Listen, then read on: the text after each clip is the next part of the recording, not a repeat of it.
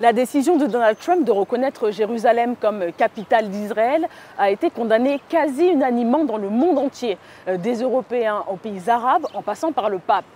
Elle a cependant reçu des expressions de soutien aux États-Unis de la part des élus républicains, mais aussi de plusieurs personnalités démocrates du Capitole. Et pourtant, on n'a pas remarqué de députés ou sénateurs démocrates à la cérémonie inaugurale de l'ambassade.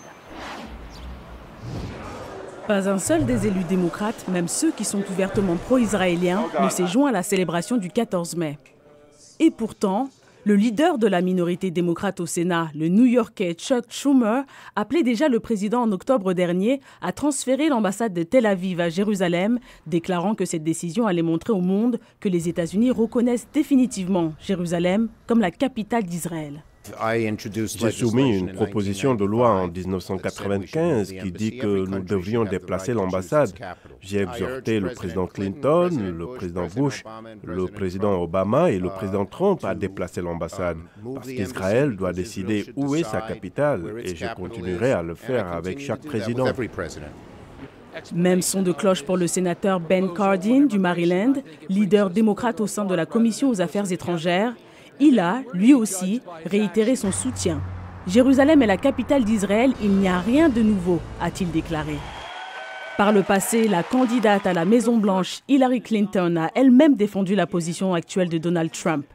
En 1999, alors première dame, elle avait juré de se faire un défenseur actif et engagé du transfert de l'ambassade américaine en cas d'élection au siège de sénateur de l'État de New York. Son mari, Bill Clinton, alors candidat à la Maison-Blanche, avait lui aussi promis, en 1992, de reconnaître Jérusalem comme capitale de l'État hébreu.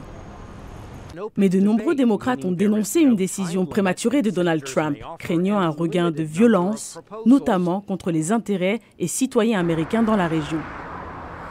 En l'absence d'un règlement négocié entre Israël et les Palestiniens, déplacer l'ambassade américaine à Jérusalem risque de déclencher inutilement de grandes manifestations, d'alimenter les tensions et de rendre la paix plus difficile à obtenir, a déclaré Nancy Pelosi, chef des démocrates à la Chambre basse.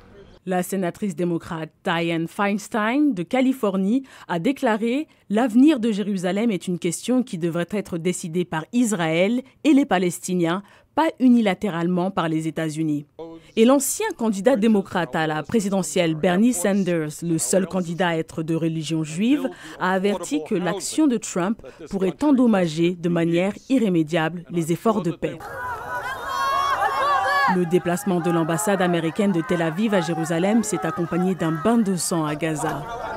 Plus de 60 morts et des milliers de blessés. Et le bilan ne cesse de s'alourdir, suscitant une vive condamnation internationale de ce que certains qualifient de massacre à ciel ouvert. C'est la journée la plus meurtrière du conflit israélo-palestinien. L'Amérique est donc divisée sur la question. Certains notent le pragmatisme du président américain et d'autres lui reprochent son unilatéralisme. Aucun président américain n'avait osé appliquer le fameux texte adopté par le Congrès en 1995. Et par cet acte, certains pensent que Donald Trump vient de disqualifier les États-Unis en tant que médiateur et parrain du processus de paix, ce qui est une première dans l'histoire du conflit israélo-palestinien. Raïssa Girondin, VOA Afrique, Washington.